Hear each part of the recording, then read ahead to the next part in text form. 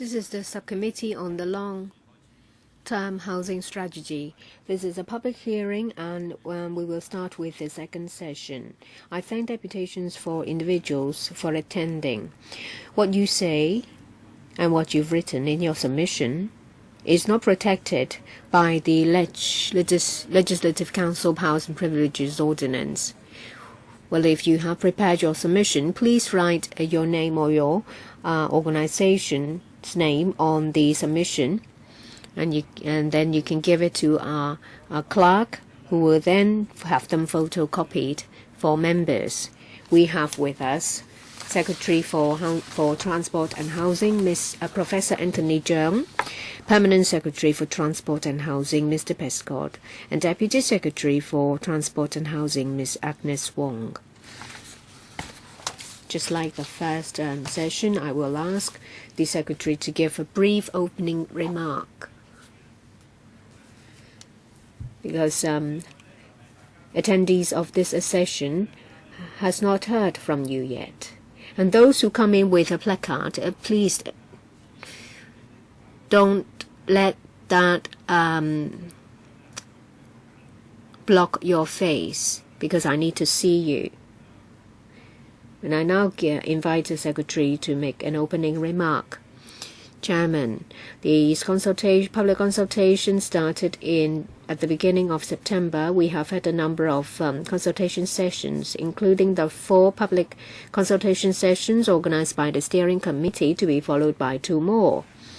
And we've been to various district councils to introduce the consultation paper and to listen to views from the community.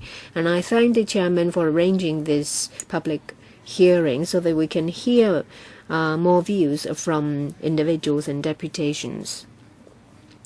Let me say in my opening remark that first, the vision of the consultation paper to provide affordable and adequate housing for Hong Kong people.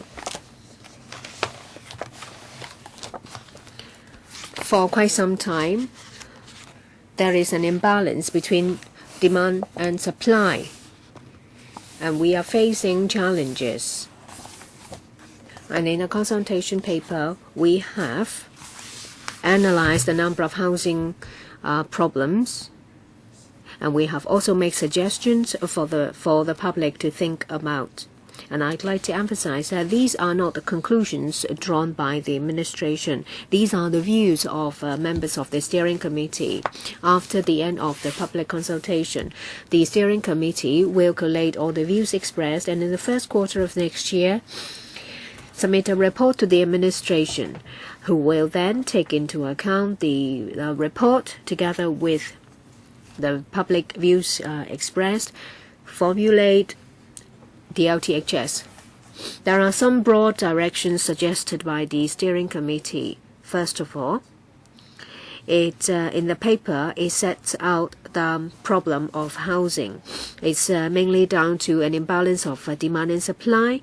Supply will be there will be a demand-led approach used, and to have a proper ratio between public and private housing. We will make good use of public housing and existing PRH resources.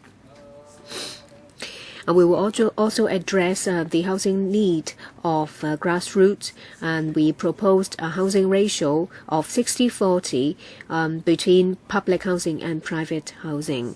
Under public housing, it includes PRH units and HOS units. The Steering Committee also proposes increasing PRH supply to meet housing needs of grassroots.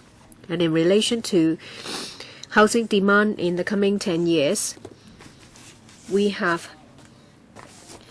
estimated the overall housing demand together with vacancy rate, and worked out 470,000 units.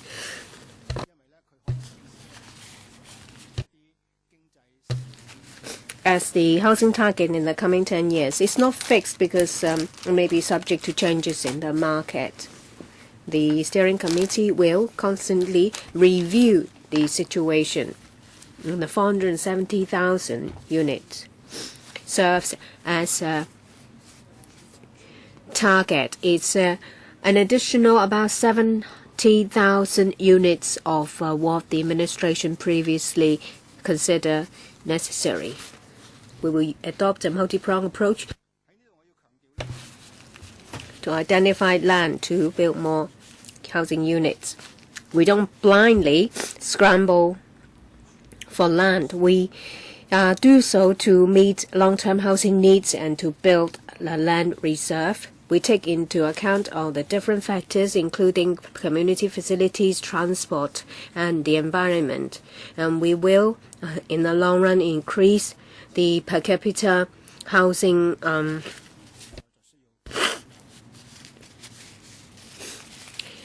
requirement. We will continue to identify land. We've also heard about the SDU issue.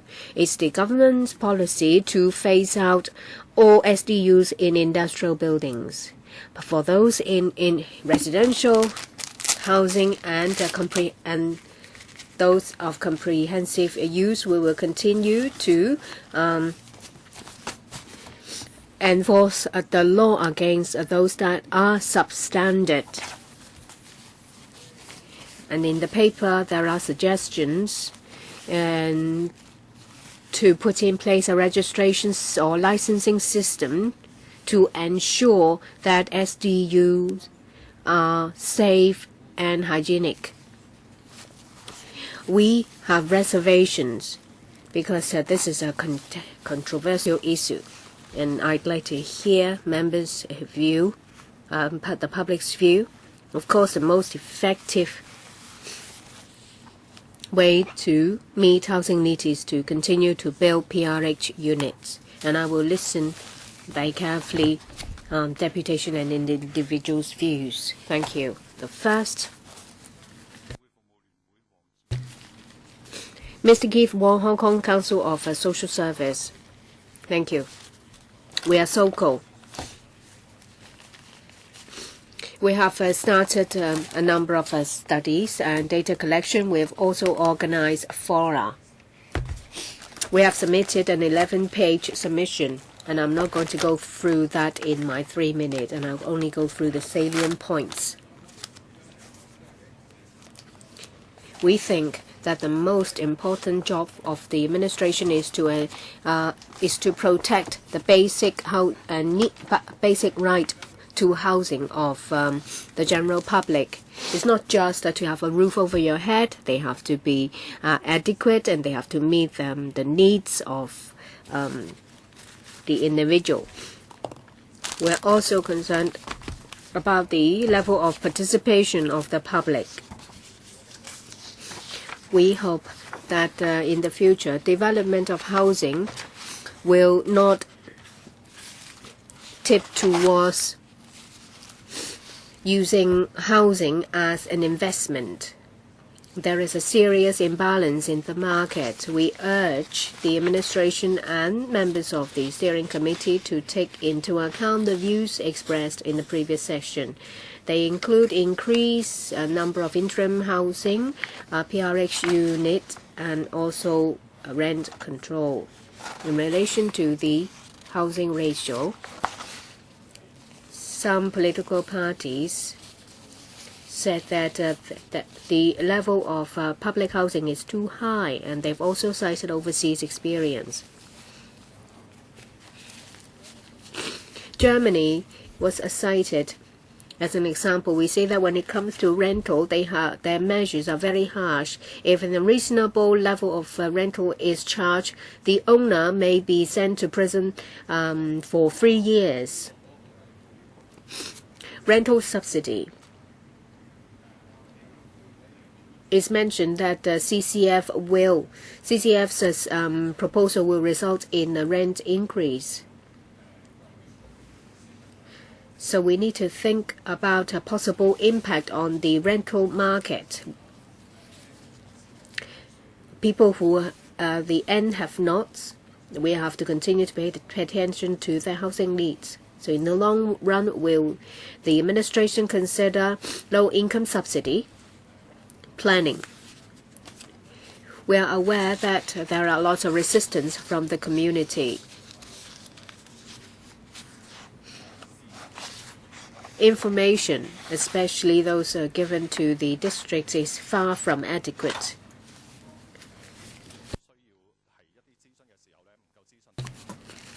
Without sufficient information, it's difficult for the administration to garner support. Next, Mr. Wing of Still Housing Tribe. We like to talk about the housing problem for young people. Rents have risen strongly beyond our affordability. In 2009, 100 square foot subdivided unit in CHOW Koot-yin was $1,200. Now it requires at least $3,000.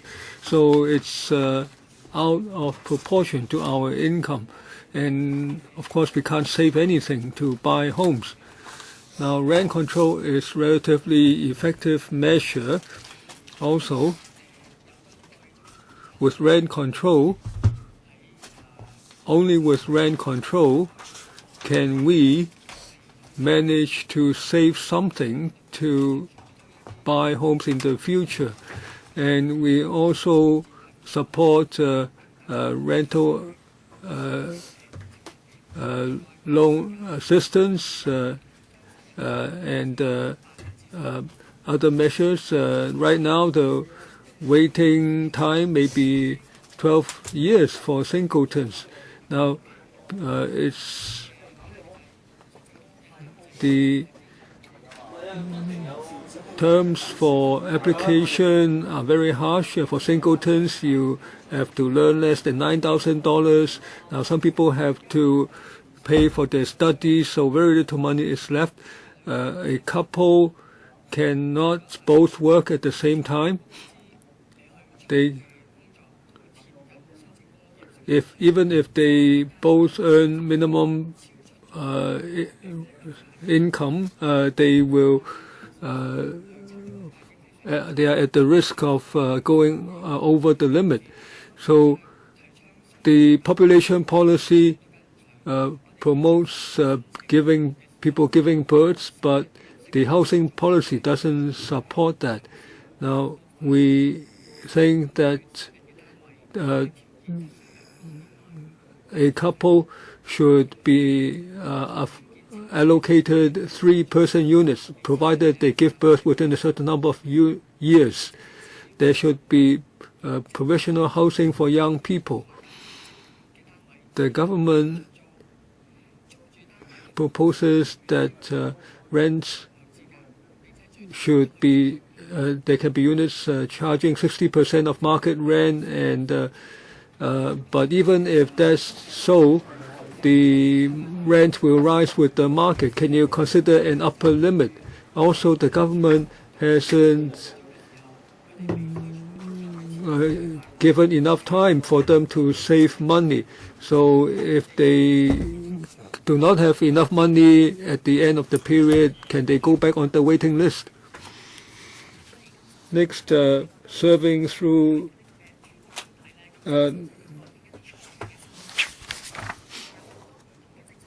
Ms. Tong, the government says there should be market economy, market economics. Now, this is just an excuse. Free market doesn't mean that people can do anything they wish. Free market means positive non-interventionism. You should intervene when necessary so that people are given equal opportunities, so that the market can operate in a healthy manner. For instance, previously, in 1985 or 86,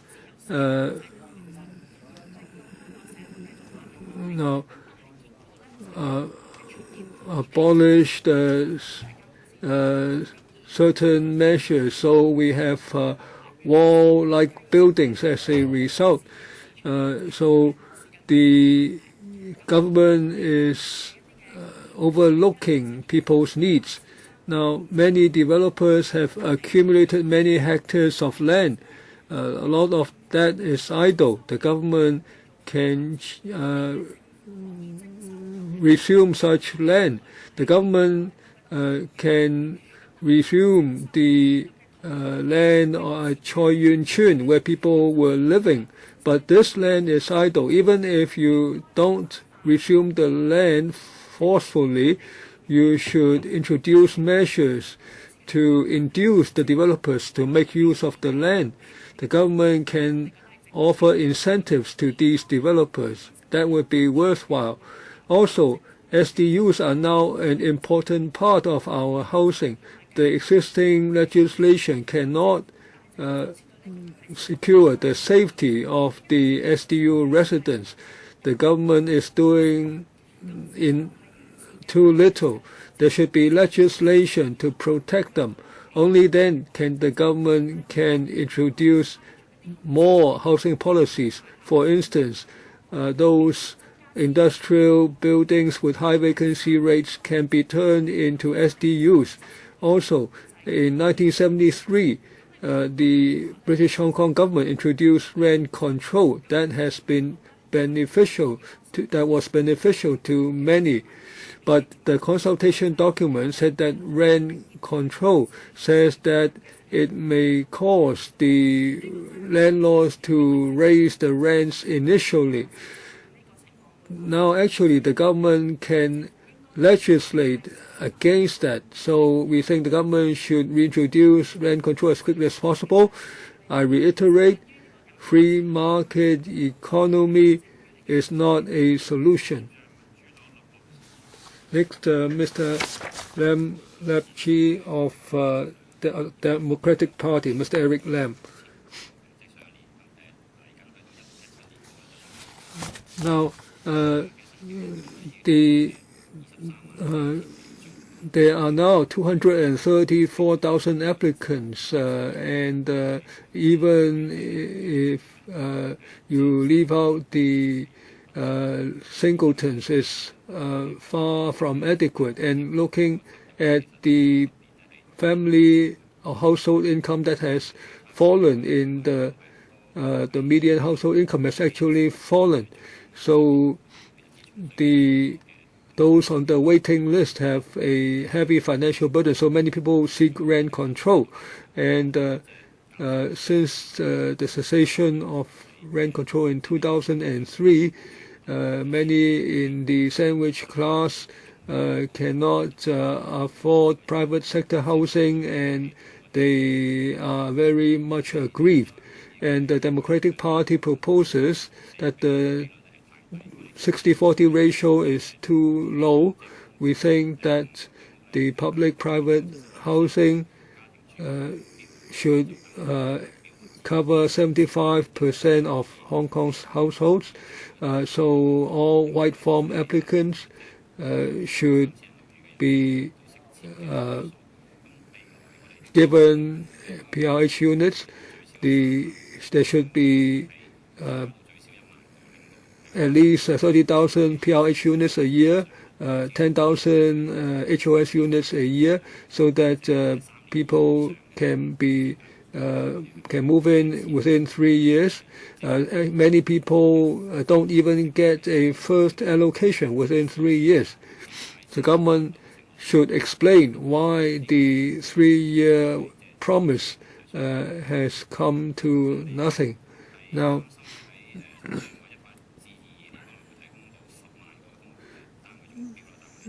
even though it said that you target 20,000 plus units, so the completions in the past couple of years has only been 18 to 19,000 units. So we think you should show us how you can keep your promise, and we think the tenant purchase scheme should be reintroduced, and there should be relaxed regulations on sale of second-hand public housing units, and also the brownfields in new territories should be used for public housing so that there can be quicker construction of PRH. Next, the Hong Kong Institute of Real Estate Administration, Mr.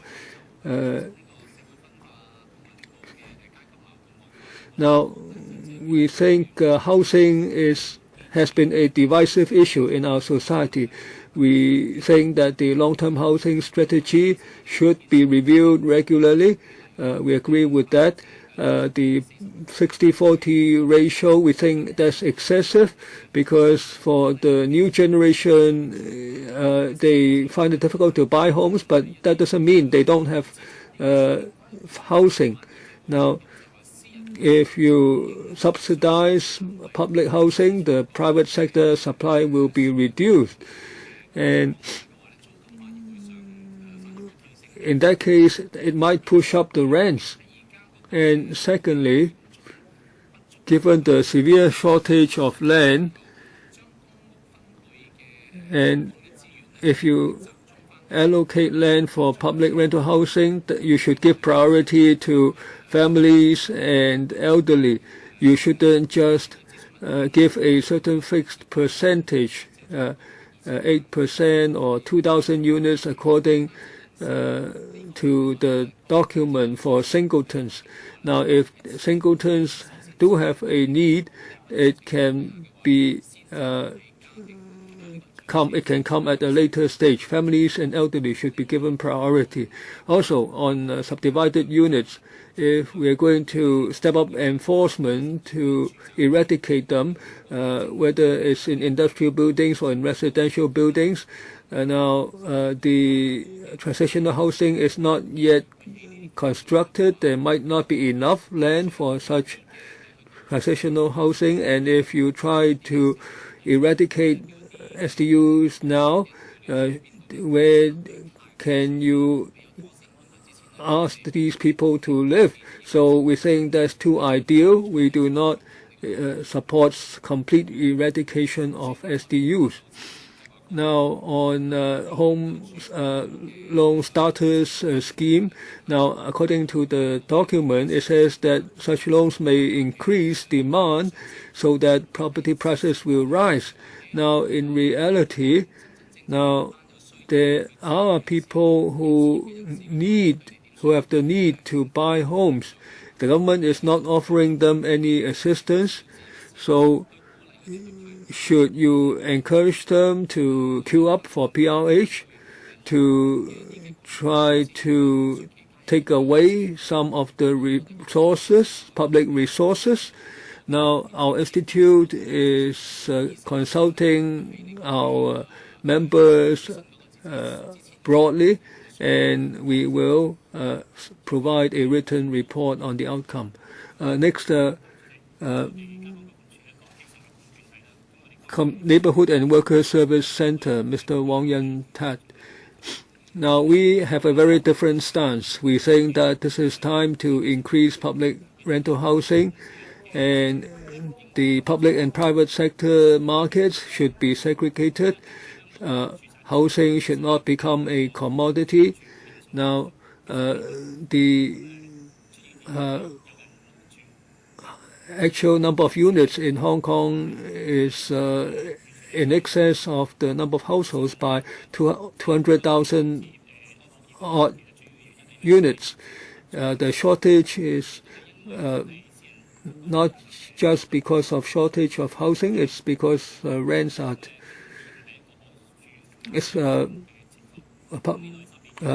too high. The public rental housing is inadequate. So the government should increase the supply of PRH. The public and private markets should be separated so that housing does not become a commodity.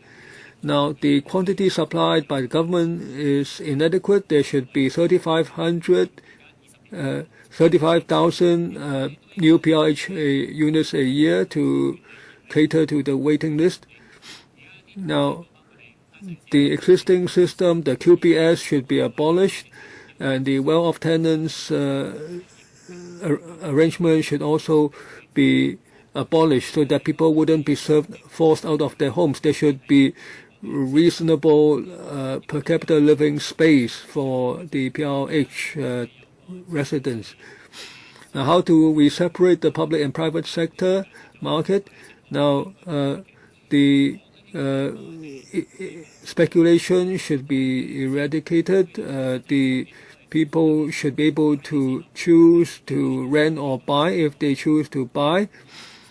The price should not be linked to market price. Right now, it's market linked, so it becomes very expensive. The HOS becomes subject to speculation. This should be ended. The HOS should be sold. Units should only be sold back to the government or to those in public housing. Now, there should be measures against accumulation of land, and there should be rent control. It's not just control on rentals, but also it should cover the right to rent, because many people are living in SDUs of very poor conditions, and they have to move on 1 month's notice. So we think measures are required. Next, Hong Kong Owners Club, Mr. Diamond Chair. We have a 3-page document. We hope that the government and the committee members will take a look. Now,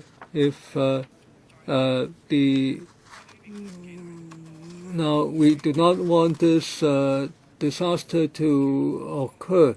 Now, you want to eradicate the SDUs, but you overlook the fact that it was due to past government mistakes. The landlords seem to have become the subject of blame. Now, we increase rent, but you have to note that even for a building to be renovated, the cost per unit is very expensive. Now, so the government has not listened to us. Now, the government policies has polarized the community. The developers are allowed to accumulate land. Now, can there be a vacancy tax? There are some major developers. Now, we represent low-level landlords. We are one of the disadvantaged groups. We are not rich. We just were able to save enough money to buy the housing for investment. It just happens that the current younger generation do not have the same opportunity. Now, there are major speculators causing such vacancies. Now, you should charge them a vacancy tax. The housing policy is full of loopholes. The Secretary should face these issues. The SDUs alter the structure of the building. If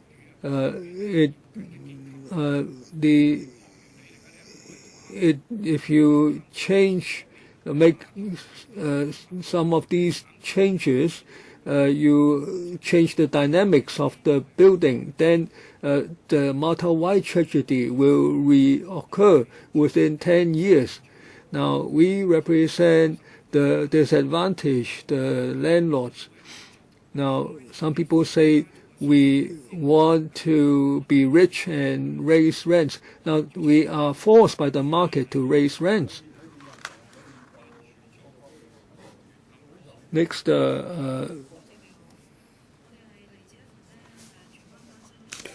we are singletons in荃灣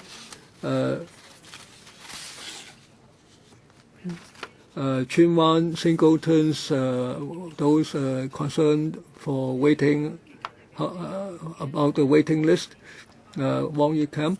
Now we have to wait for as long as 10 years. Is that what you want? Even the housing department cannot give us an answer. Even prisoners can expect to be released at the end of a definite period, but the singletons are cooped up in cubicles. We wait and wait in the dark. Right now, there are community population surveys showing that there are many more women than men. So there are female singletons. They have a heavy financial burden. They can't save enough money to buy a home. Very few of them can. The prices are so expensive, so they are forced to live in SDUs. How long do you want them to live there? Do they have to live there till 65 before they can be resettled in PRH? How can they survive in the meantime? So in formulating a long-term strategy, you must take into account the difficulties. Say a divorced single woman, she is not one of those senior executive females, so you should be concerned about them. The rent is as high as $40 per square foot. The government has promoted policies that are family-oriented, but it ignores us singletons without difficulties. Now, in response to the document, we think that there should be stamp duty on the private leases, so that you have the figures available. The price should be the rent should be less than $20 per square foot. The rent increase should be based on inflation. The notice for eviction should be lengthened from 1 to 2 months. For those who are on the waiting list for more than 3 years, there should be rental differential subsidies until they are resettled. Next, Residents Association for Chunwan, who have been waiting for PRH for more than 3 years. As the name suggests, we have waited for PRH for more than 3 years. One of the cases actually has waited for more than 7 years. It's not an isolated case. Probably it's because of the mistake of the Bureau's policy, and also during the past 10 years or so, there has been policy mistake. For example, in 2005, they scrapped the rent control policy, and also they slowed down the pace of housing supply to a few thousand, and they also imposed this moratorium on HOS supply, and as a result, the speed of housing production has completely slowed down. And also, after the scrapping of rent control, some of the unscrupulous landlords have increased rents very substantially, and some would simply refuse to sign a tenancy agreement with you. One of our members has this experience, and the rents would be increased once every 3 months. So on the steering committee's document, we would like to make the following few points. Actually, there were 7 points, but then 5 are very similar to those made by Madam Wong, seated next to me. So I'm not going to repeat that. But then there should be land in every district for the construction of public housing, and then for people who have been waiting for more than 3 years, and if they are qualified, they should immediately be allocated a flat. And last but not least, we hope that legislation can be enacted so that landlords can also take out insurance coverage for the flats that they rent out. For example, fire insurance. For example, for 1,000 square feet unit, initially only 5 or 6 people would be living in that unit, but after it has been subdivided into 4 or 5 units, then you might be talking about over a dozen people living there. So other than the fact that the building structure would be affected, well, with more people living there, actually for the additional partitioning, when there is a fire, then that could also cause danger to those living there. But then for some landlords, they would try to narrow the corridor, and according to some of the pictures that we have seen, well, even for people as slim as I am, would find it difficult to maneuver in a corridor, which is very narrow. And therefore, if they are required to take out insurance coverage, like fire safety, then at least the occupants there would be protected. Thank you. Next, Mr. Chen Chung Yao, Ward Office. Well, for the housing problem, since the reunification, we have been talking about that, and during the CHOW era, we had the 85,000 unit target, and then we had different programs, and yet prices have gone up but never come down. So it can be seen that there are problems with our housing policy, and there are solutions. And number one, the administration must not be scared of the developers. Only when the administration is not scared of our developers will we be able to find a solution. Well, yesterday there was somebody asking this: why is it that for Hong Kong people they have to lick in pig's pen? Why is it that they are working so hard and yet they are not able to find a shelter after work? And therefore we have 2 suggestions here. Number one, the administration must subsidize the non-government sector for a building program so that they can rent out those units at $2,000 or $3,000 a month, instead of just allowing the developer to get the land. In fact, 1/3 of the land should be made available to the civic sector, and then they will build units not for profit. And for the street sleepers, they should have priority in getting those newly completed flats, because they are the most needy people, and therefore the administration should scrap the cooling measures, because for those who genuinely would like to buy flats, they might not be able to do it, and for those speculators, they will continue to speculate, and the loyalists would just blindly support the cooling measures imposed by the administration. In the end, we do have some blind loyalists here in Hong Kong, and therefore Hong Kong people will have to protect themselves, and we will have to open our eyes so that in the next election we will have to vote for those who really defend Hong Kong. Next, we have Mr. Cheng Cheng Fat, Hong Kong People's Council on Housing Policy. According to the consultation document, in the next 10 years, 470,000 units will be coming in on stream. But then, if we are not able to foster a consensus in the community, then this target will be difficult to achieve. The People's Council is concerned if the administration has the determination to meet that target, because if we are not able to identify the land, then the administration will be able to shirk its responsibility. Is it that we do have this land shortage problem in Hong Kong? Recently, we have seen 2 examples. Number one, the Bureau Director went down to the district to conduct a consultation, and some people put this to the Bureau Director. In West Kowloon, we have a large piece of land which has been left idle for more than 10 years. Why are we not putting up flats there? And the immediate answer from the Secretary is that he would have to go back and check with Mr. Paul Chan to see if the land is a piece of government land. But then afterwards, there was no reply coming from the Bureau Director. And another example was last week, Mr. Paul Chan, the Development Secretary, openly said that, on the Kai Tak site, there was some changes in the zoning, and as a result, he was able to increase the number of PRH flats. Smaller units can be built there. So apparently, on the issue of whether or not there was land available, the administration is like peeling the onion. So the administration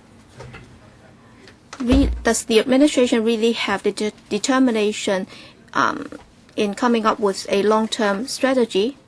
And also, one of the initiatives is that we will have to increase housing supply through redevelopment and urban renewal. But then if you look at the entire document, it's silent on how the projection was made. That is how we are going to promote redevelopment and urban renewal so that we will be able to increase housing supply.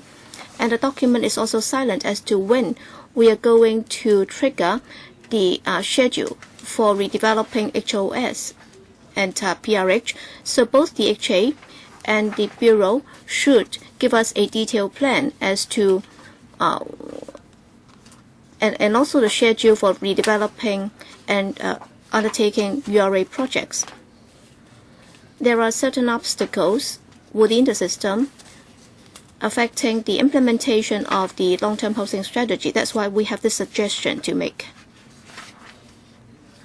The Chief Executive should lead the LTHS committee. It should not be led by the TH Bureau, because the TH Bureau simply does not have the power or the clout to do it.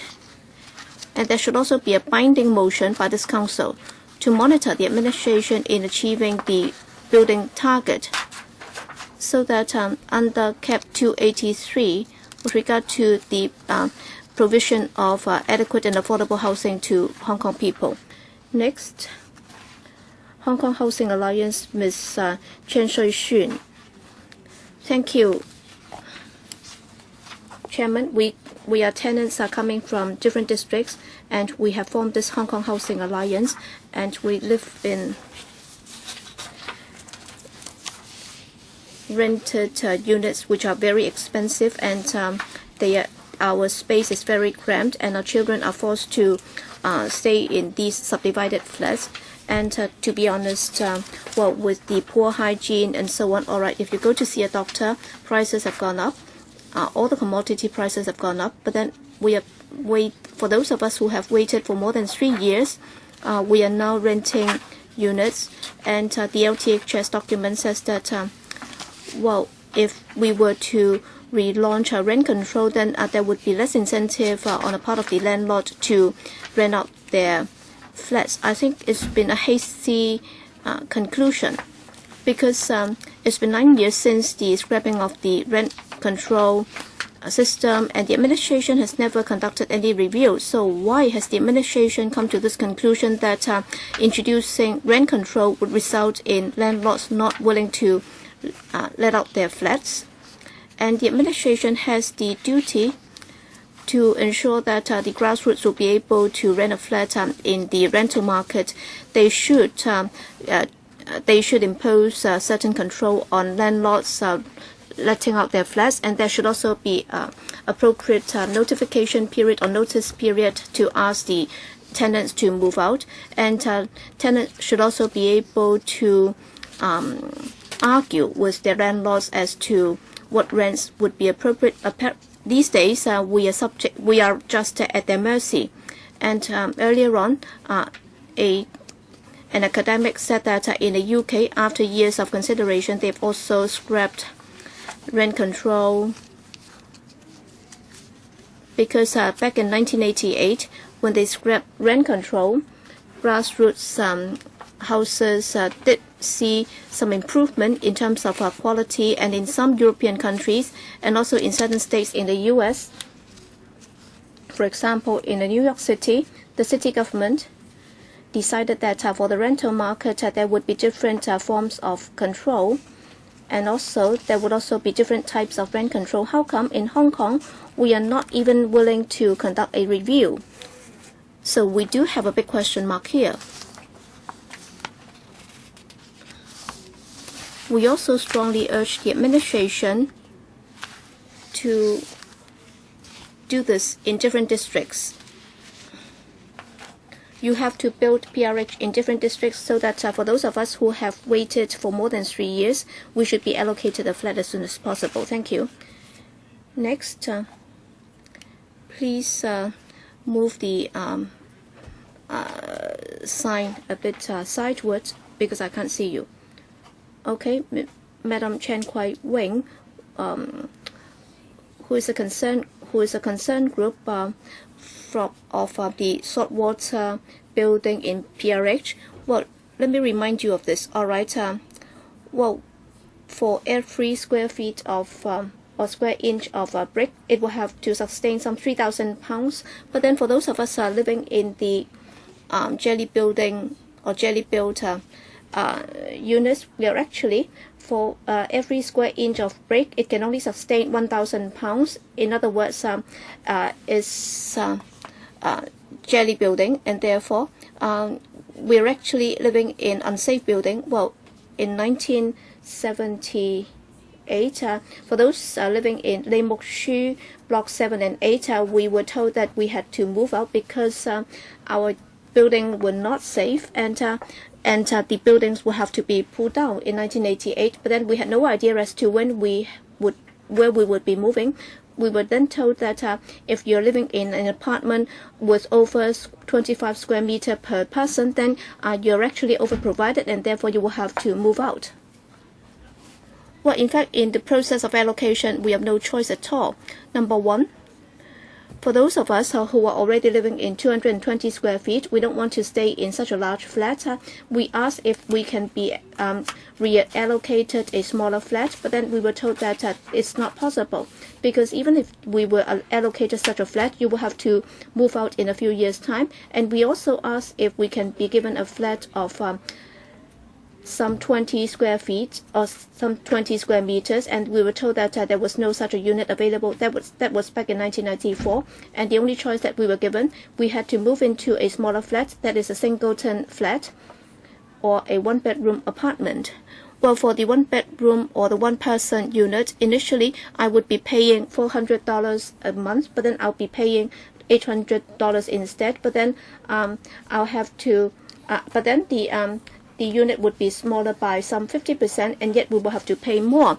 And if you have two people with an elderly, then you will have to live in a one-bedroom apartment with an area of about 300 square feet. But then I have an elderly parent, but then if we are going to stay in such a large flat, then if my elderly parent passes away in the future, then what happens? Well, they said that no, we are not going to decant you again because you are victims of this jelly building. That's why we have reallocated this flat to you, and then in a few years' time, this flat will be sold to you, and therefore you can be reassured. And if you want to own your own flat, then you can go back and have your saving plan, and then you can stay there for as long as you like. That was what we were told, and of course we trusted them. Well, we are not greedy, but then we have no choice but to go into those flats. And we were told that for elders, well, it's not appropriate for them to stay in a small flat. They should be staying in a bigger flat. So what are we supposed to do? And now you call us, you say that we are under occupied. These are underoccupied units. Yes, Mr. Kong. All right.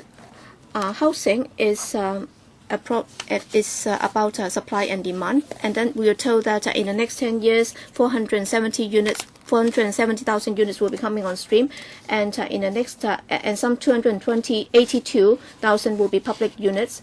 And then back in 1988 to 97, there were 690,000, and then from 98 to 02, there was 300,000. So when compared to the next 10 years, actually, we're talking about a lot more.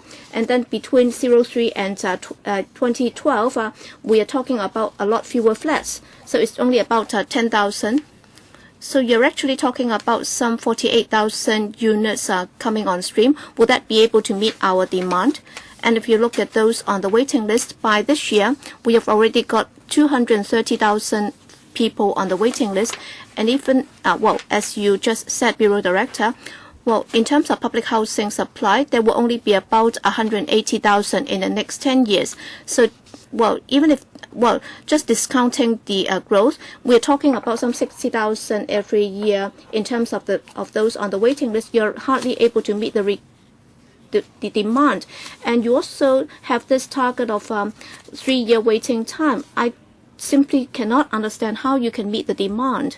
So it's simple arithmetic, and as senior officials, there is no reason why you would not understand this. Why are you suggesting that this figure will be able to meet the demand, unless you say that, well, for well-off tenants in public rental housing, some of them might be evicted in the next few years. But then if you really go for that, then some people will just be displaced, and they might not be able to afford buying a private flat. So what is going to happen to them? So if you look at the paper, actually for public housing, in terms of supply, you have not been able to resolve the problems faced by the grassroots. And then during the past 10 years, because of the imbalance in supply, there was demand outstripped supply, and now you're trying to remedy the situation. But then for those senior officials sitting on high income, you're living in very spacious apartments. But then have you ever noticed that for the grassroots, they're actually facing this big problem? Well, let's set aside the issue of buying a flat. Well, actually, I've been working in Chin Shui Wai for years. I can see that in Yuen Long, some of the stone houses and also the village houses actually rent can be as high as $4,000 a month. And even if you're able to make statutory minimum wage, $10,000 a month, half of that would go to rent payment, and therefore the quality of living will come down gradually. And also for allocation, for the 3-year target, actually, that's the first allocation. After they have missed that, they would wait for another 1 or 2 years, and still there would not be any allocation. So you will have to make sure that you're really able to meet the 3-year target. Next, Mr. Li Ka-leung, the Ocean Pastoral Center for Workers, Kowloon. Yes, we have heard many people talk about the 3-year waiting period, and I'm representing the Kowloon, the Ocean Pastoral Center, and many workers have difficulty in applying for housing. Let's talk about some basic figures. In 2011, under the in the census, if you look at the ethnic minority groups, for example, Pakistan, the median income is only 10,000, much lower than the median wage of the average population, 12,000.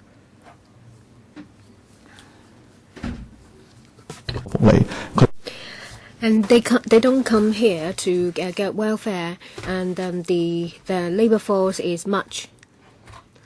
The percentage of people working is much higher than the average in Hong Kong. The median income is a lot lower,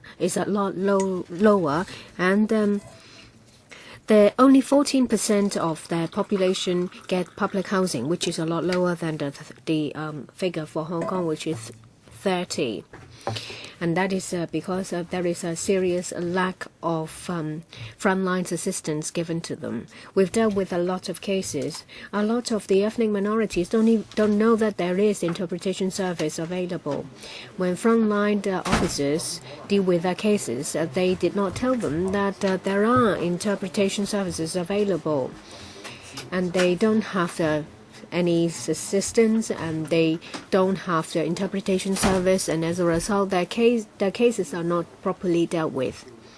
I want to draw the Secretary's attention to the lack of support for ethnic minorities, and very often these frontline officers are lacking in what they should know.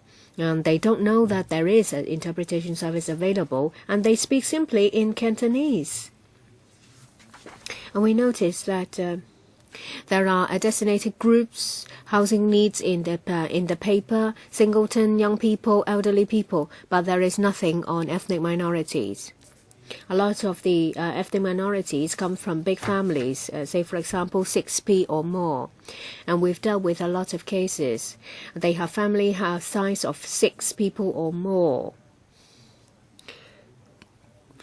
So in the development of public housing units, will you take into account the needs of big families? For a lot of cases, the number, they still haven't got their allocation. Even the number has long gone, has long passed. Next is 西營盤住屋權嘅關注組 Mr. Fong. Well, I want to talk about 2004.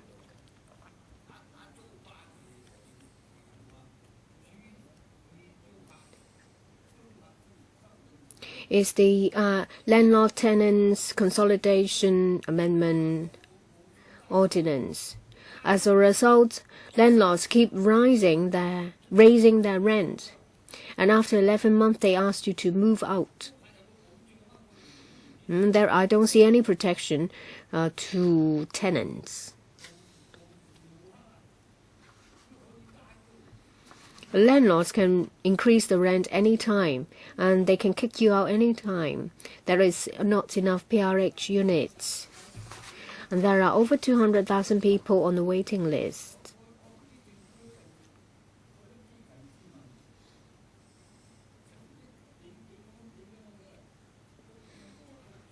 There is nothing grassroots can do. They have to live in partitioned flats, live in rooftop illegal structures. Property prices are increasing, and the administration rolled out cooling measures to stabilize the market. Rental is on the increase. It's more expensive than luxurious flats, and we've been taking to the street for 9 years. The administration did not reply to us at all, not even one line. We have humble requests. Just a 1 year fixed term and 1 year and the year after can be rescinded, and also our waiting time can be shortened. And to have a stable market, a stable rental level, then we will be happy. There was a survey conducted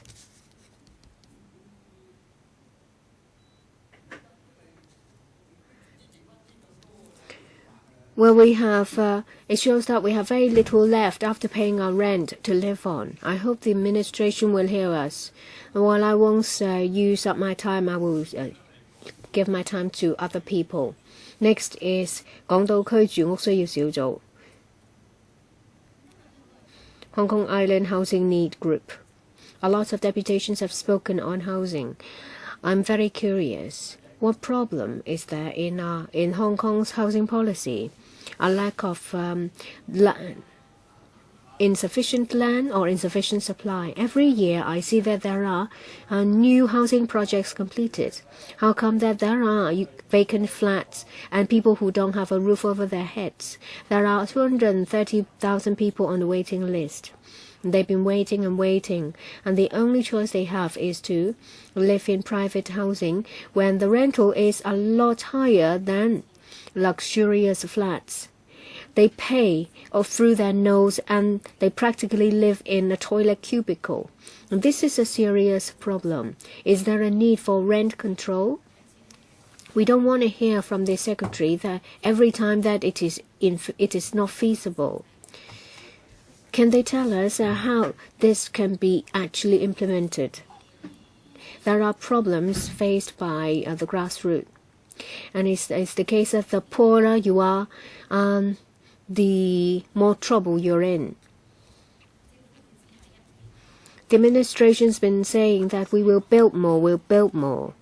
But when it comes to actual building projects, they said that there is insufficient land in each district. So for people who are waiting for PRH units, and they are paying high rental, where can they go? The figure provided by the administration in terms of PRH is far from sufficient in satisfying the number of people on the waiting list. And they should keep in mind who they should serve first. Who is in most need to have the basic right of housing met.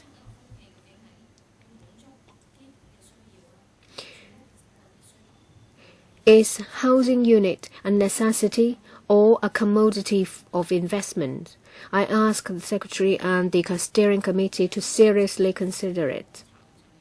And when it comes to long-term housing strategy, apart from looking into housing supply, please also consider what other ways there are to help the urgent need, to address the urgent need of grassroots.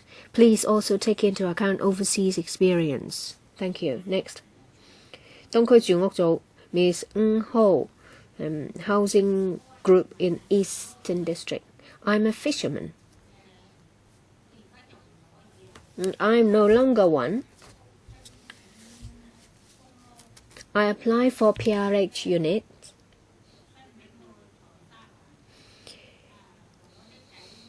Well, I get one in Changsha-wan, which is nowhere near where my children are. Some of my children live in Shao Ki-wan, in Aberdeen.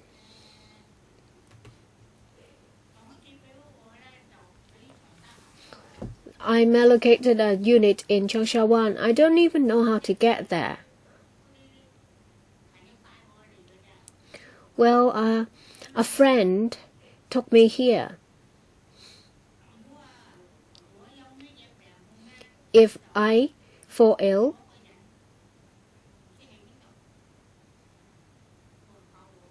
and my friend is nowhere near, then there is no one there to help me.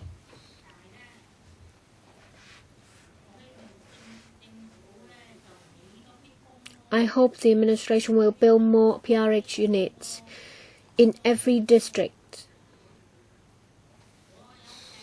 I have a son.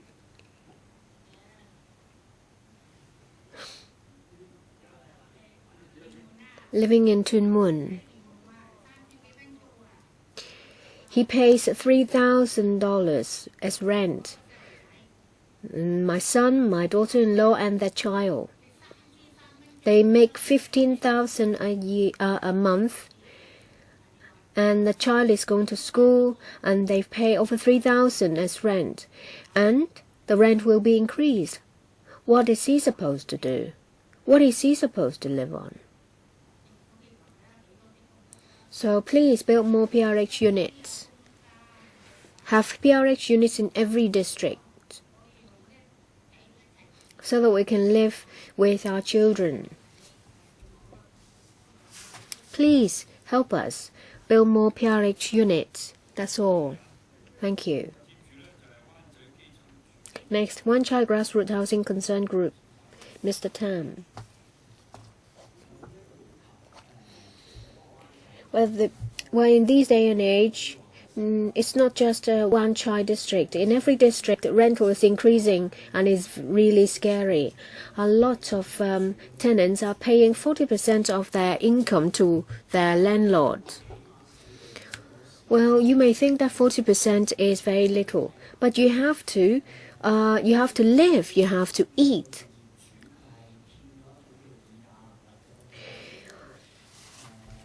Tenants don't have any bargaining chip. They are at the mercy of landlords. So a lot of people in Wan Chai think that rent control is a very good protection. It's well known that the rate of increase of rent in Wan Chai is the highest among all districts. If you want people to have a decent living environment, then you have to seriously consider rent control. People talk about 2004 when the rent control was withdrawn. I heard that it was in place at the beginning of 1970s. Well, the rate of increase cannot be more than 90% in the first 20 years. We talk about rent control because time is different from 1970s. Please consider this issue. This is very important. If rent control can be effectively implemented, it will be a very good way. It's important to have PRH units in every district. I've heard from residents in Wan Chai that we need to have PRH units in Wan Chai. Say, for example, in an education center, the land use changed. It's in a suitable site for at least one standalone PRH unit, and this will address the housing need of grassroots, because at the moment they are living from They can barely make ends meet. There are close to 400,000 people on the waiting list. If you build more PRH units, and this will take away one burden from Hong Kong people. And Hong Kong people is in a plight. 基層住屋小組 Mr. Lai, Grassroots Housing Group. And I'd like to share with you an excerpt. For everyone to live with dignity in a safe place and adequate housing. This comes from a report of the United Nations. It talks about the concept of housing rights. There are 7 basic criteria. I only mentioned 2. First is affordability. Adequate housing, well, that should be reasonable rental. Residents can pay a reasonable level, and it should not be beyond the reach of tenants. But we see that for a lot of grassroots, they may live in SDUs or petition flat.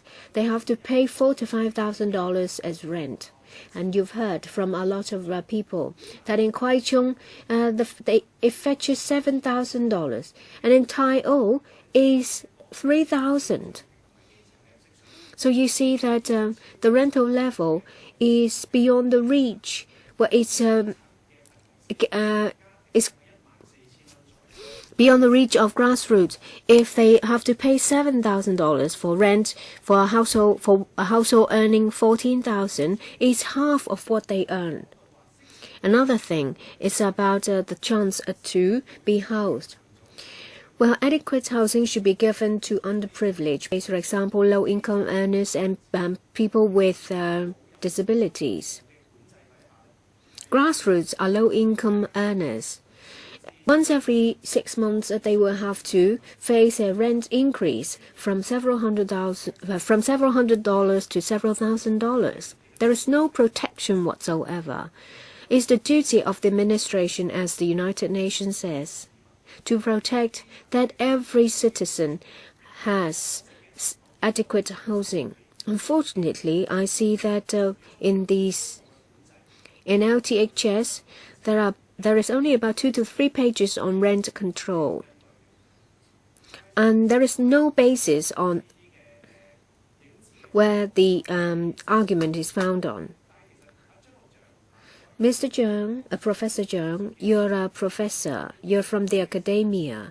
You should keep an open mind and open your ears to listen to different views. Not only that, to ask them to participate in a discussion with you, to argue your points. It is very important. The administration should not just listen. They should get the community to participate in decision-making so that there will be protection. Well, according to CY Leung, rental control will reduce the incentive for landlords to release their flat in the rental market. But you have to give us an opportunity at least. Next is Alliance for Concerning Grassroots Housing Rights, Ms. Chan. We have come across a lot of cases in all districts. A lot of people talk about living in a place where there is no dignity. They live in containers.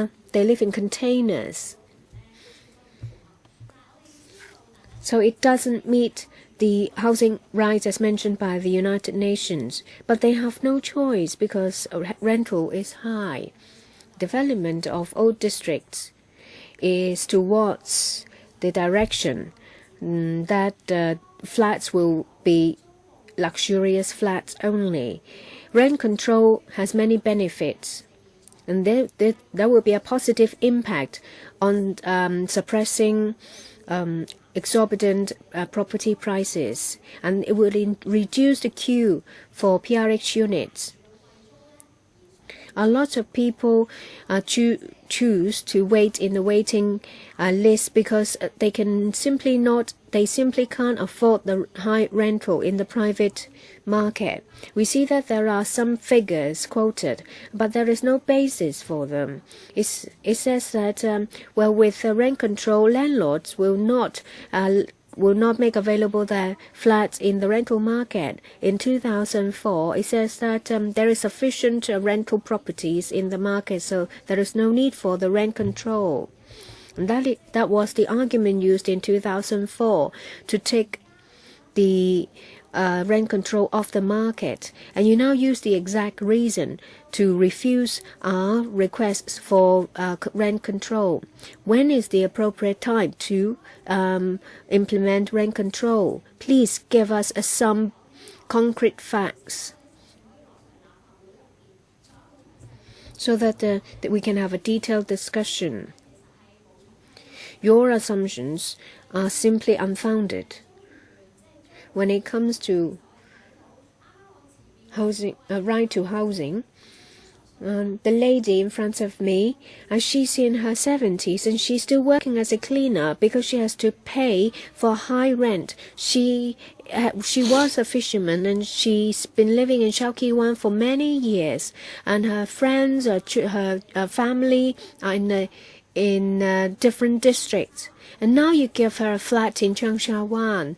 Yes, it's in the urban area, but she's uprooted if she moves to Cheung-sha-wan. And she's in her 70s. How can she adjust? And for poor people, if you can't afford to live in the urban area, you have to live in the peripheral of the urban area, because the urban area is only reserved for the rich. So people have the right to live in their original district. Your time's up. Next, Mr. Cheng Si-lut of the Li Ka-leung Legislative Councillor's Office. Subdivided units is a serious problem. There are hundreds of thousands of grassroots people living in SDUs. They do not have the protection of PRH. The government has no solution. The LTHS document proposes quite positively the construction of PRH as a long-term solution, but on SDU it says that it should be abolished, it's not safe, etc., etc. But there is a new term, that is, you can have licensed or registered subdivided units. So some are more safe, some are not so safe. Now SDUs are small, poor ventilation, narrow passageways, the floors have been raised, the walls broken down, leading to risk.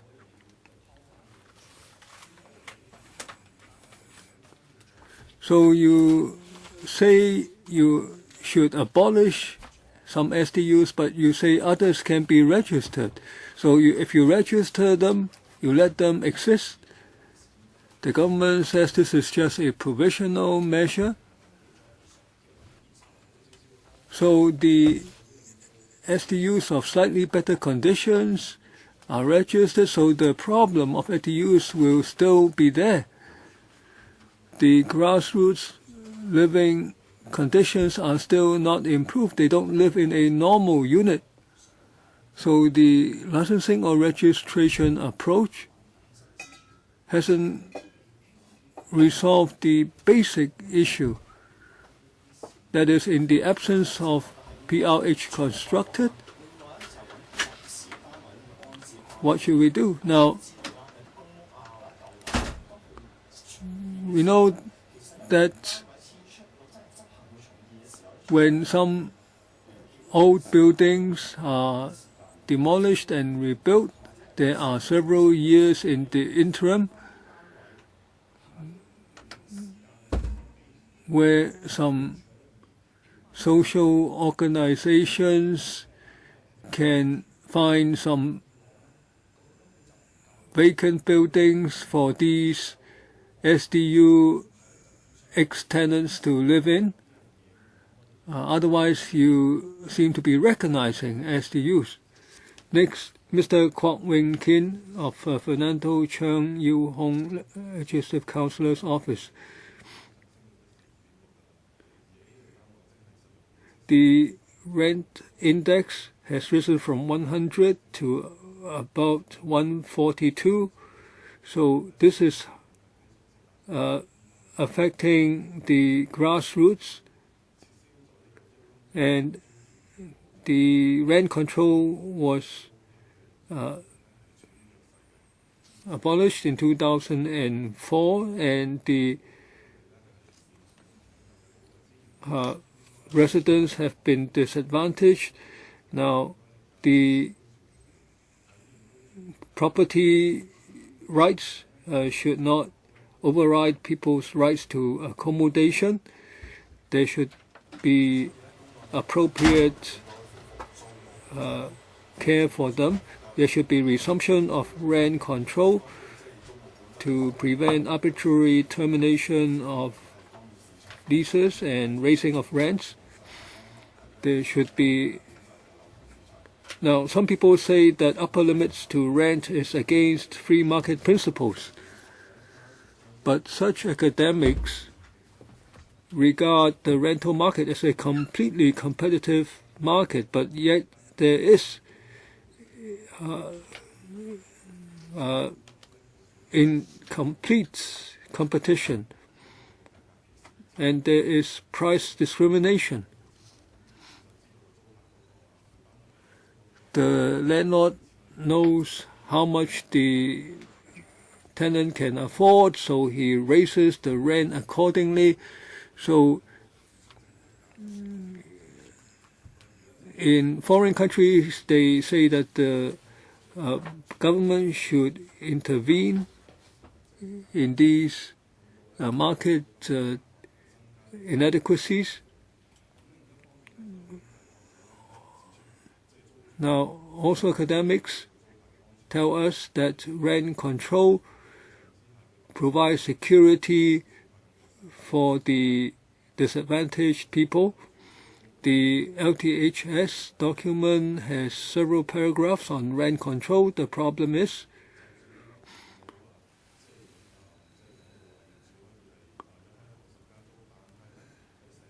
even though the landlord raises rent initially, yet over time the rent will decrease or in its rate of increase, and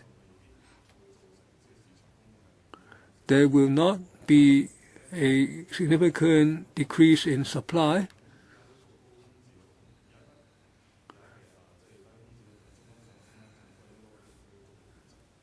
So rent control should be resumed.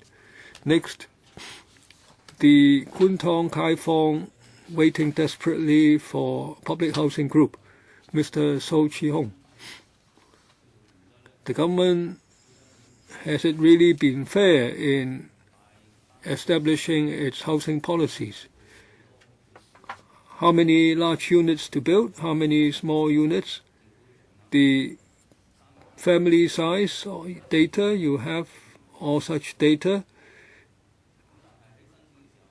When people apply,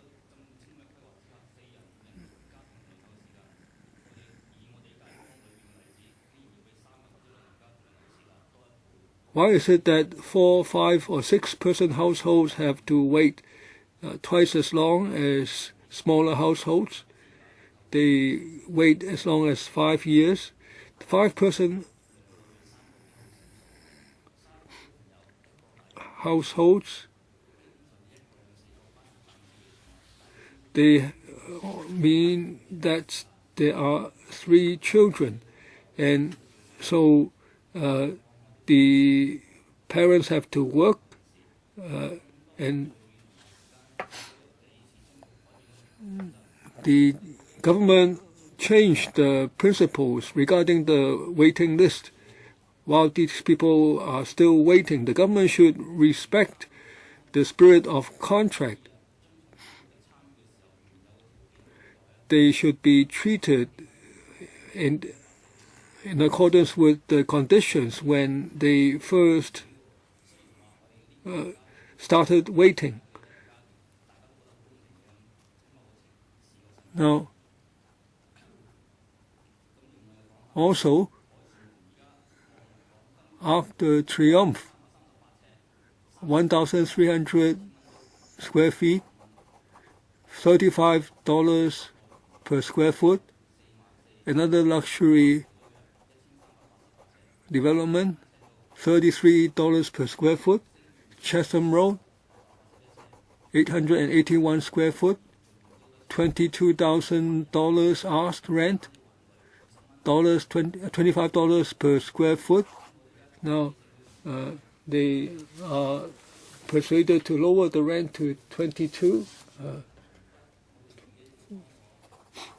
Now, these SDUs are slums.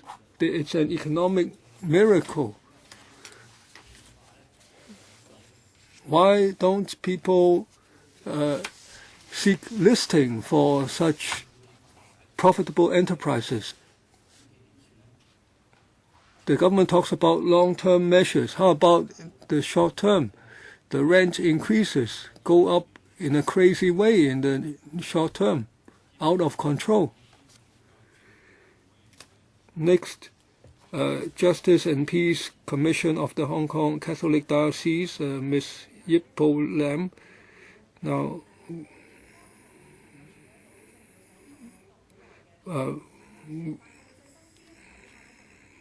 looking at the document regarding SDUs, the members only propose strengthened inspection of SDUs towards abolition, and those on the waiting list can live in transitional housing. The licensing proposal is said to be only from certain members. The government has lacked resolve, so some of the SDUs are allowed to remain. It's only superficial regulation, but actually is trying to legitimize SDUs. That's what the licensing arrangement is. There should be a timetable for abolition of SDUs, and there should be renewed discussion of rent control. And the committee has no proposal for relocating the people, so rent are bound to increase, so people are objecting, and so people are opposing this licensing suggestion. So the government might withdraw such a proposal. Now, the government points Policy 21 to conduct a survey. There are at least 67,000 SDUs, and they don't meet the amenities requirements, no kitchen, etc. Now, we think that should one relax the laws for that reason? Now, the government has demonstrated no resolve in abolishing SDUs. Now, the existing approach to SDUs does not resolve the problems. There might be more accidents, fires involving SDUs. So there should be a firm timetable for abolishing SDUs. Now, one of our proposals is that there are building and fire safety regulations governing the SDUs. These should be treated as inadequate housing. There should be a requirement for per capita living space as a criterion for adequate housing. So 7 square meters might be a possible standard. So we think that across the board abolition of SDUs may not be practical. but there should be a timetable for licensing by district. Next, Construction Industry Council, Mr. Ivan Wong. The document mentions the issue of manpower within the construction industry, so I'd like to supplement. The report said that the CIC provides training for frontline workers. We also work with Development Council to step up training of construction manpower. We have our own training schemes. So the CIC training is inadequate to meet the manpower shortage. So the CIC has worked with the industry and come up with several new training schemes. For instance, by contractors and subcontractors, they will employ the workers first, and then we will do part of the training, and the trained workers can work on site to receive the remainder of the training. So this is a more flexible approach. The contractor or subcontractor can take the initiative to employ the workers first, and then we train them. Now, these schemes have been recently introduced by us, and for long-term solutions within the industry, we try to make use of new technology to increase productivity.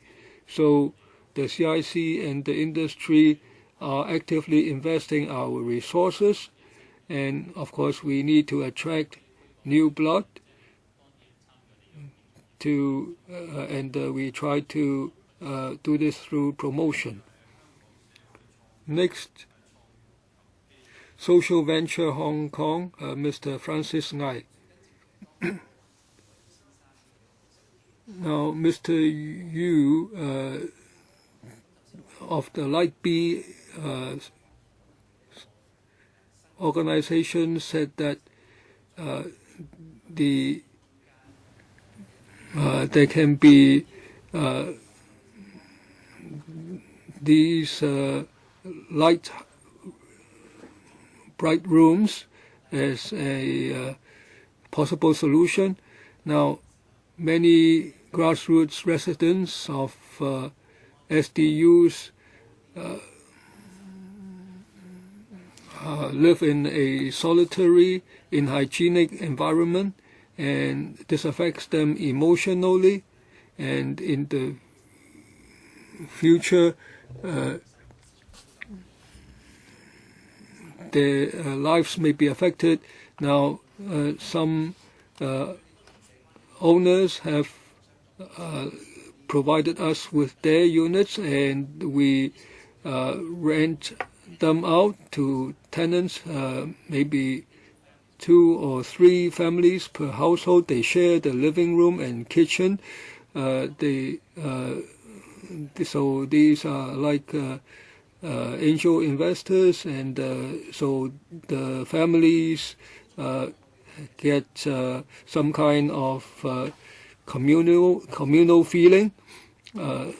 It's like light as in photosynthesis. The damp, dark environment is now under light. They smile more, they gain more weight, they want to find work, they become volunteers and sit on committees. Now, on long-term housing strategy, we think there should be more innovative thinking. There should be reorganization of different resources from society. It shouldn't be just material. Housing is not just 4 walls. There are there should be support for them, for those who live in them. Holistic approach is required. Combating poverty is not just money and food. For those who struggle to leave poverty behind, we should try to provide them with incentive, and there are over 300,000 people who own more than one flat in Hong Kong. Many owners are actually kind-hearted. They want to use their flats for some good purpose. So I think there should be a link between rich and poor. Next,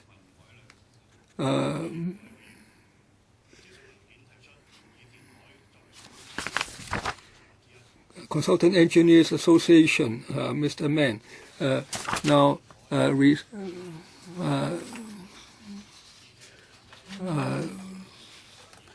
The filling in of the sea is a good way to recycle waste. Now, as long as you can find a correct site, modern technology is able to reduce the impact on the environment. Some of the construction waste, the sand and concrete, they can become part of land once again. They have always provided the fill for reclamation. Right now, there's only area 137 of Chek Wan O and 38 of Tin Mun. So it can right now these sites only provide temporary storage. A lot of such fill is transported to Toi Shan. According to government information from 2007 to 2013, within the 6 years, the fill material shipped to Toi Shan reclaimed over 400 hectares of land in Toi Shan. So we spend a lot of money.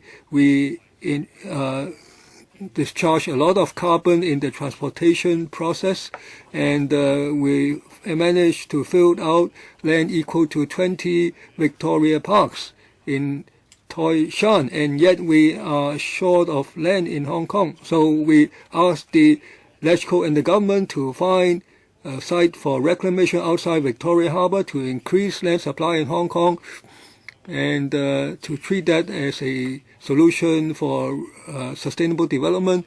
As for the site of choice and the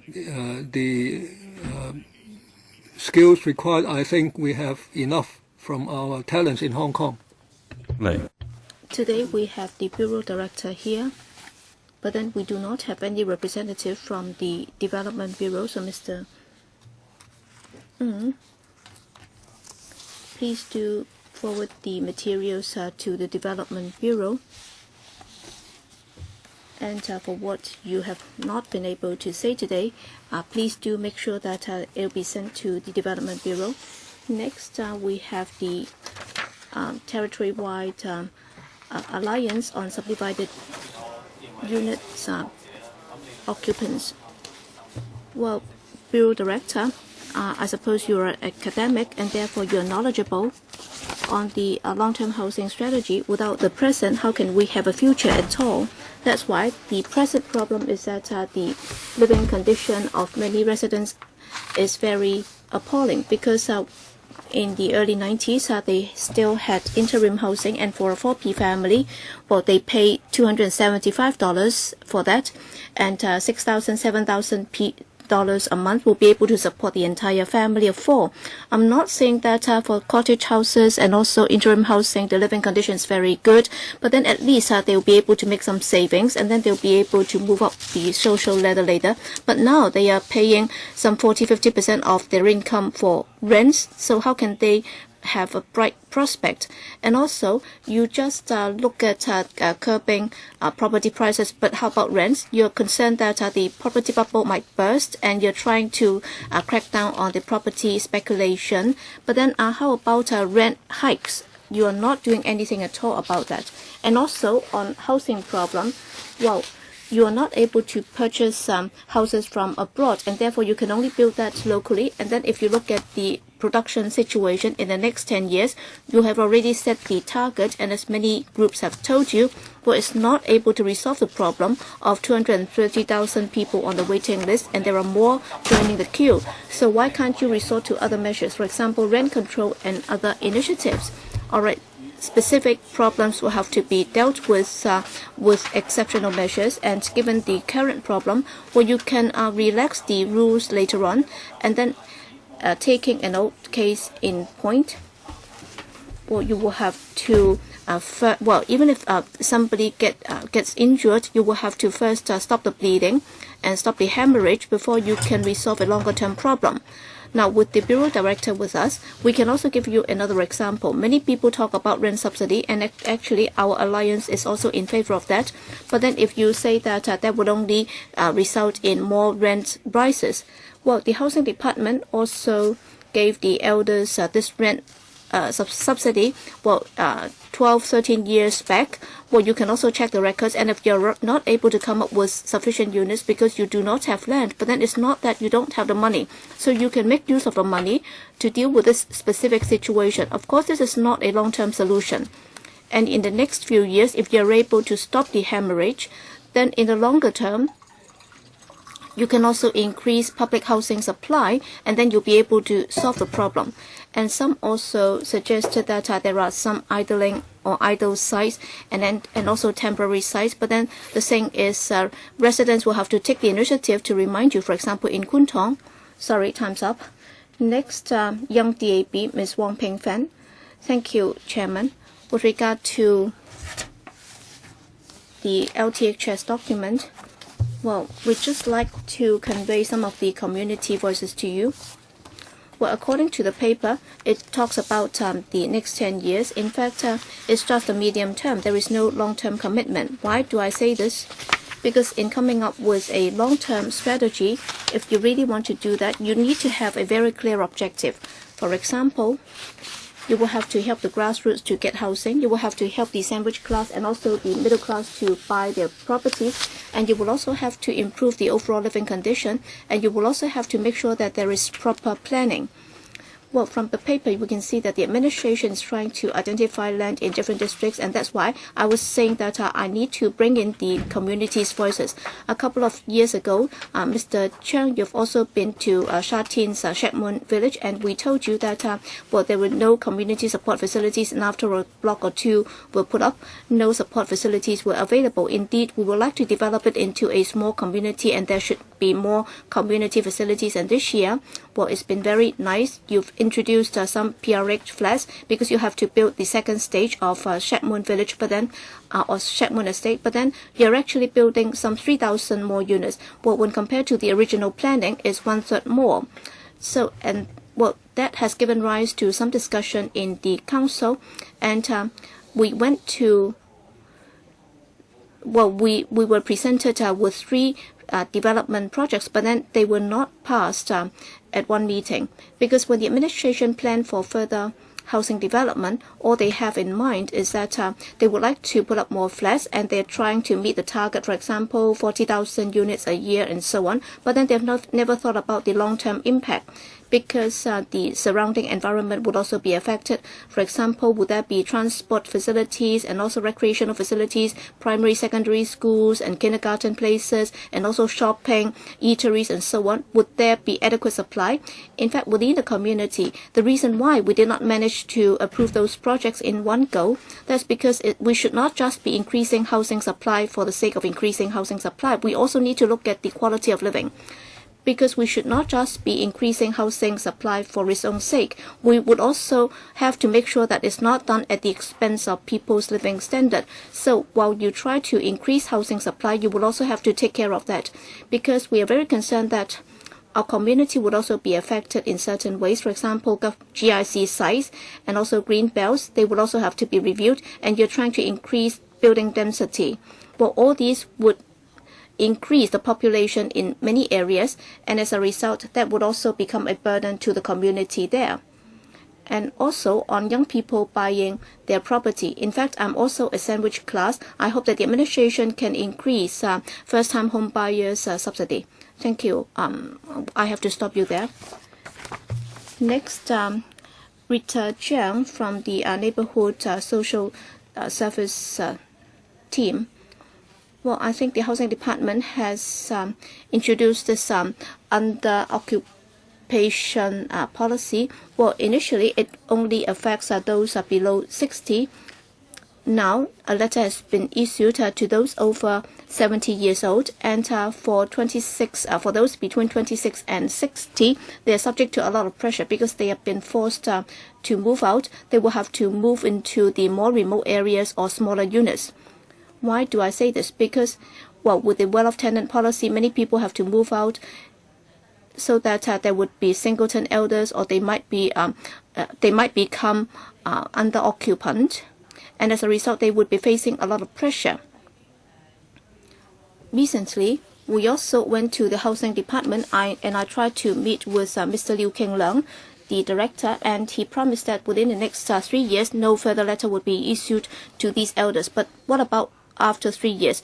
Because you're actually having this sort at the back of these elders. So how would they not feel the pressure? If you're faced with this situation, if you have to move out, if you have to move to another location, so how would you not feel the pressure? They would have to adapt to a new life. They would have to adapt to a new environment. How would you not feel pressurized? So you talk about a people-oriented policy. You also say that elders should be able to age in place. Finally, I'd like to know this. Bureau Director, can you just scrap this policy of under-occupant or under-occupied flats? Next, Mr. Kenneth To, the Hong Kong Institute of Planners. Yes, the Planners Institute welcomes this consultation document so that we can have more discussion on Hong Kong's housing policy. Indeed, what we are facing with is a mismatch for a long time of the supply and demand situation. We don't want this to perpetuate. We don't want this to become a determining factor in determining our long-term housing strategy. Because if you look at the past 10 years, a lot of our housing planning has been slowed down. In fact, some of the housing sites have been treated as monsters, and we've been forced to cut down on the production.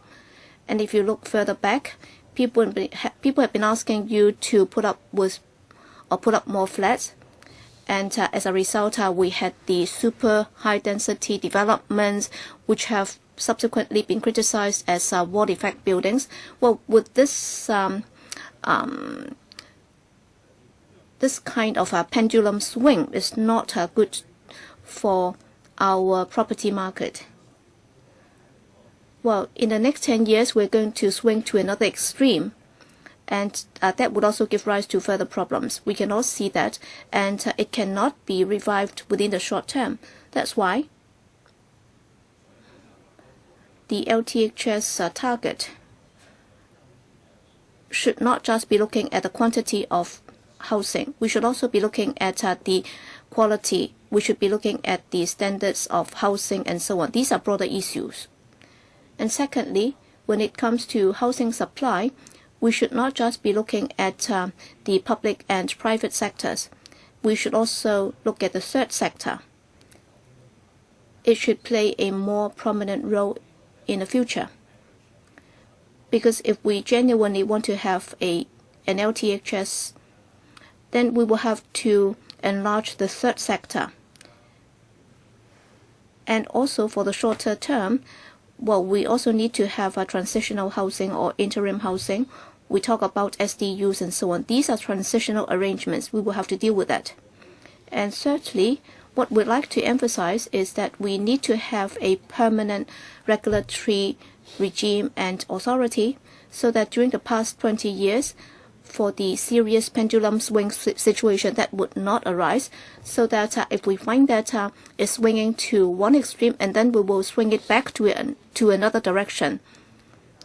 So regular monitoring should be a long-term work, and we should also analyze the data more regularly, and such data should also be released to the public on a regular basis, and only by doing so we will be able to avoid a pendulum swing. Thank you. All the deputations have spoken. Now, I'd like to invite Professor Cheung to make a response first. Thank you, Chairman. I'm afraid I'm not able to respond to each and every point made by the deputations, but then I can just give you my initial response. First of all, I fully agree with the Planners Association or the Institute of Planners that is in coming up with a long-term strategy. We should not just be looking at some ad hoc situation which might be rather extreme. We should not treat it as a permanent state of affairs. We should learn from past history. We should learn the lesson. We should avoid having this pendulum swing in making our policy. That's why in considering the issues, we will have to be more careful in making the assessment. Once we take a particular step, what's the future going to be like? And when we assess or project the future demand, then the assessment model, is it reasonable? For example, if we want to project on the number of new households, and also because of redevelopment, there might also be certain housing needs, and also what's meant by inadequate housing. We have to have a basis for making those projections. We cannot just pluck certain figures from thin air. As some deputations said just now, why are we not able to come up with a 10-year public housing redevelopment plan? As I've said on previous occasions in this council, well, for any public housing redevelopment plan, we have to ensure that within the same estate, there are decanting units available, or else the redevelopment will be difficult to go ahead, or else you are talking about a very long time frame. We refer to the figure of 470,000 total supply target. We're talking about the net growth, and it has nothing to do with quality and the size of the unit. It's just in terms of the quantity is a target. But then when it comes to the specific development, when it comes to housing planning, well, quality is important. We are not just talking about certain walls and also the bricks. We also have to look at the community facilities and the support facilities. Some deputations also refer to Sha Tin Shek Mun. Well, in any proposal table before district councils for consultation, we don't just blindly present that before the council. We would be looking at the Hong Kong planning standards and guidelines in making the assessment to see if it's in line with the requirements. Well, you said that, well, by increasing the density of population in particular districts, will there be no impact at all? Definitely there will be. Well, for example, for the waiting time for a bus, well, let's say you need to wait for 5 or 7 minutes. In the future, you might have to wait for a few more minutes. So it's a give and take situation. Are we willing to allow more people to move in? That's why I think we are not talking about a situation that we would pay no regard to the implications for the community, and then we would just increase the number and density arbitrarily. No, that's not true. Just now, a few deputations also referred to rent control. I'd like to say a few words on that. Well, as an academic, I have a complete open mind on this. We have to reason things out, and we can always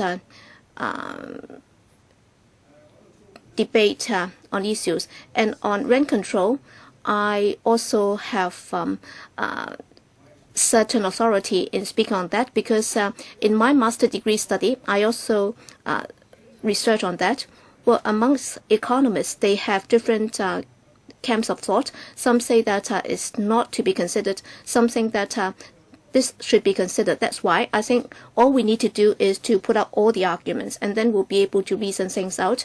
And as I've said, on rent control, we have not considered that in depth, and in the LTHS document, we just set out some of the concerns and anxieties of members, because they are concerned that rent control could become a two-sided X, or it might cut both sides.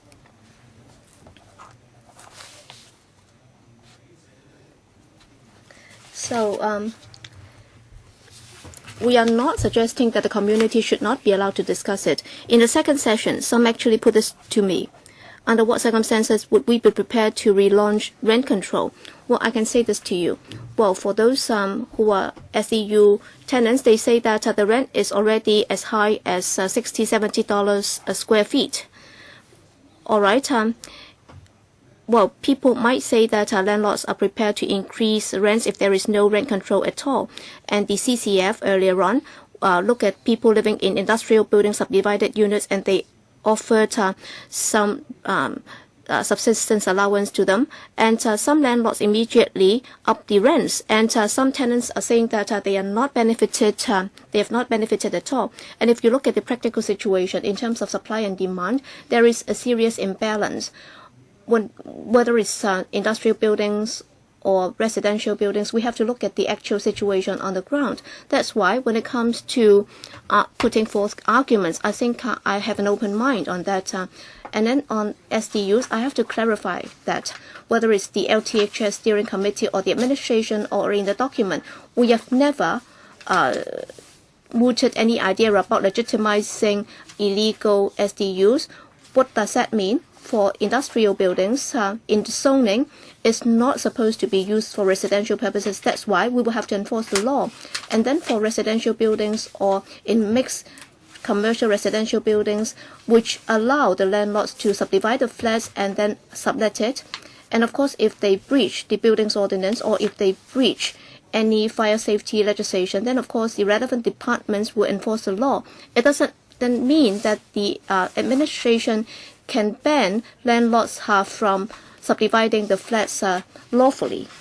Well, for certain financial situations, if they are not able to hire quality flats, whether or not there have been any breaches of the legislation and so on, of course, we have to face up to their housing needs. And in the document, we have also said that the most effective way is to speed up the production of public rental flats.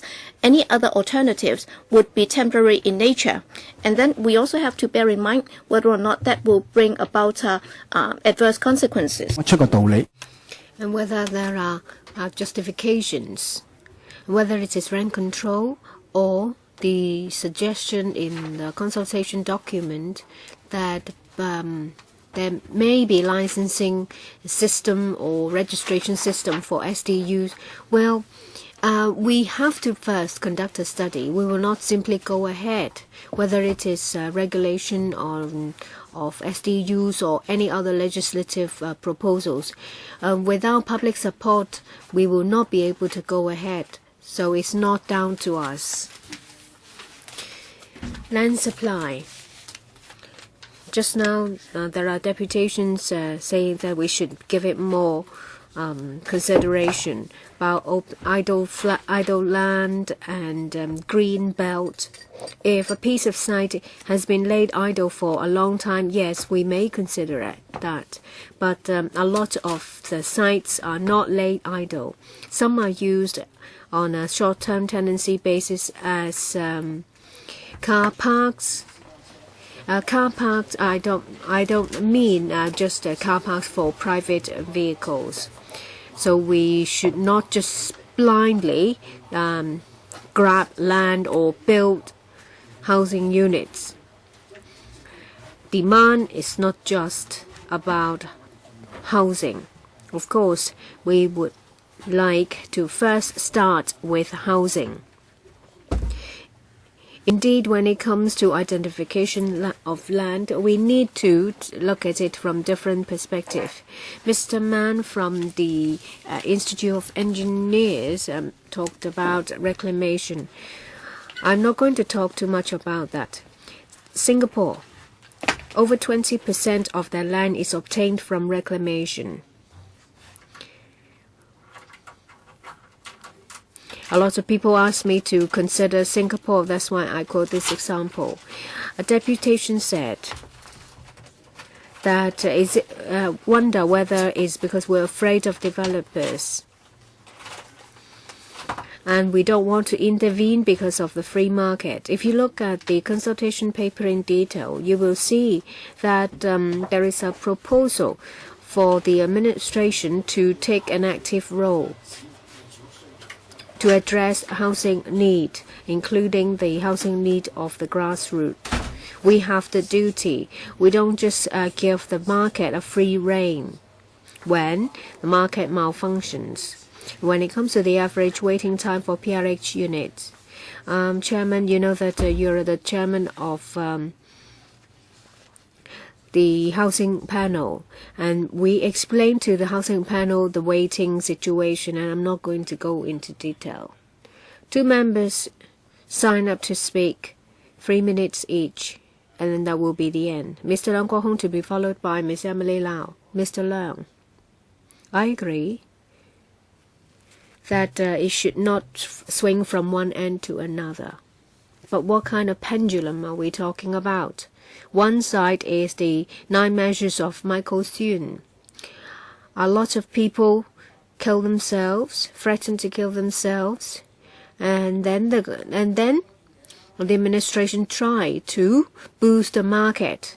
And I think the first to commit suicide should be the administration, because it's a hefty social price paid. There is no reform of the property market which focuses on speculation and investment, and instead they adopted the 9 measures of Michael Thune, and this is the result. It's not something we created. So please consider it very carefully. Where were you at that time? And when we talk about revival of rent control, it's also something created by you. It was there. In the past, when there was rent control, whatever impact did it have on Hong Kong people? And you say that, well, because there was no second-hand market, so the first-hand market cannot develop. But that was your line. How can you change your policy so frequently? I now ask you, when will it be revived? This is one of the solutions. Well, it can't be done through rental subsidy. People can't have better living environment. They don't have upward social mobility. And it's all because of you. You rely on on developers, and people who rely on speculation on the property market lean on you. Will you give the secretary time? I think it's just unfair. You took these measures away because of pressure from developers. If you don't believe me, just read the news from the past. Mr. Mann mentions about reclamation. I don't object to that. We only object to reclamation in the Victoria Harbour that will affect ecology. And what about land hoarding by developers? They hoard land.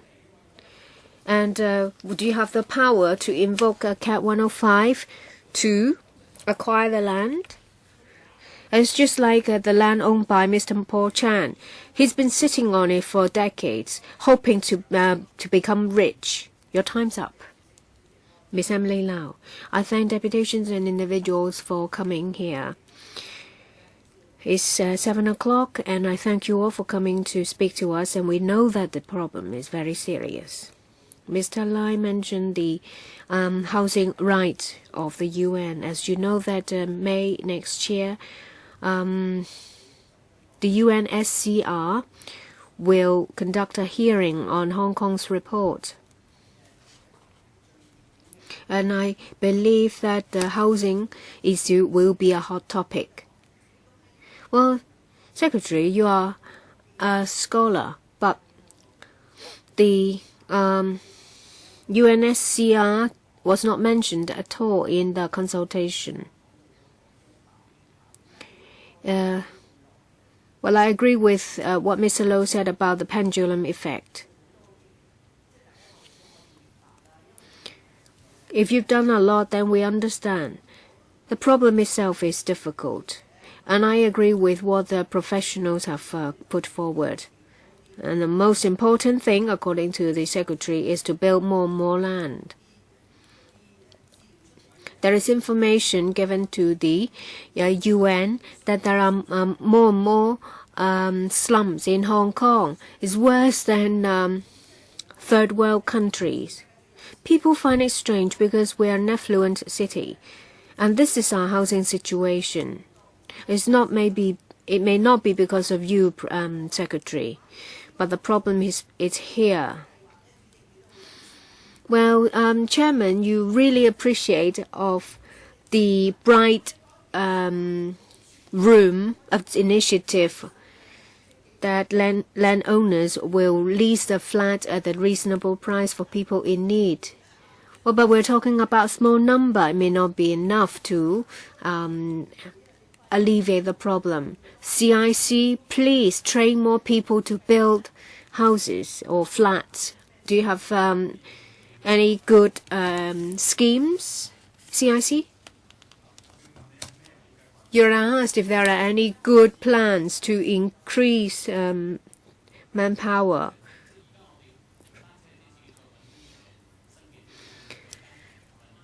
Well, not only will we strengthen our training, we work with the trade to train a lot of people.